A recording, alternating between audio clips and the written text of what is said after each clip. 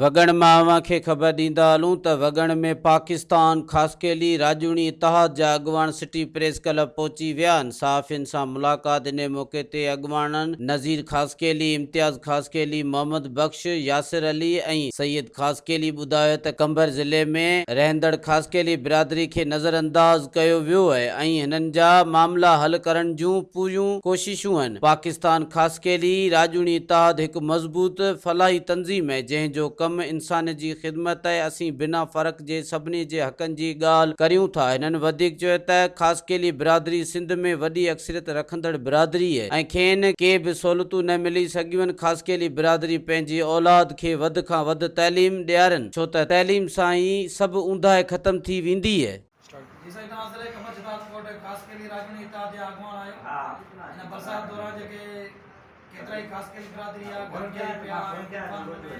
मुझे तव्हां कहिड़ी वार कई आहे हाणे जेके ख़ासि करे बिरादरी जा हिते असांजा माण्हू रहंदा ज़िले कबछदार कोटे सिंध में उन लाइ तव्हां पंहिंजो कहिड़ो मैसेज ॾियणु चाहियो था? बिस्मिल्लाहिर्रहमानिर्रहीम। सभु खां पहिरियां त तव्हांजी वगण प्रेस क्लब जी महिरबानी, ये असांखे टाइम ॾिनो घुरायो सदासीं तव्हां दोस्तनि सां बिरादरी जे हवाले सां ख़ासि करे राजूनी इतिहाद जे हवाले सां ॻाल्हि ॿोल तव्हां जेके सुवाल कया आहिनि। फ्लड जेका आई बरसाति आई या कुदरती हुई, अलाह जे तरफ़ अज़ाब हुई, असां भरपूर कोशिशि कईसीं त पंहिंजी बिरादरी खे हर मुमकिन उन्हनि जी मदद कयूं।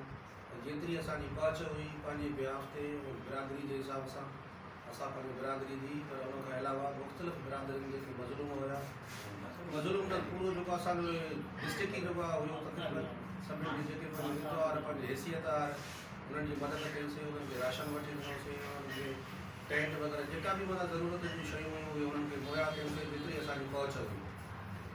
अस्सलाम वालेकुम दोस्तों, मां आहियां सोहराब सुमरो ऐं अवांजे पंहिंजे शहर हैदराबाद में कासमाबाद में तमामु बहितरीनु वॉलपेपर्स जो कमु करे पियो रांझन सुमरो साहब, जंहिंजो फ़ोन नंबर तव्हां स्क्रीन ते ॾिसी रहिया आहियो। तव्हां बि जेकॾहिं अहिड़ो वॉलपेपर हणणु चाहियो था जीअं मां ही हणायो आहे वॉलपेपर तमामु ज़बरदस्त ख़ूबसूरत तरीक़े सां रांझन सुमरो साहब खां, त तव्हां बि पंहिंजे घर खे ख़ूबसूरत बणाइण जे लाइ रांझन सुमरो साहब जूं ख़िदमतूं हासिलु कयो। तमामु बहितरीन ऐं मज़ीद ख़बरनि ऐं तफ़सीलात लाइ विज़िट कयो असांजी वेबसाइट www.awamiNewsHD.com ऐं ॾिसंदा रहो अवामी न्यूज़ HD।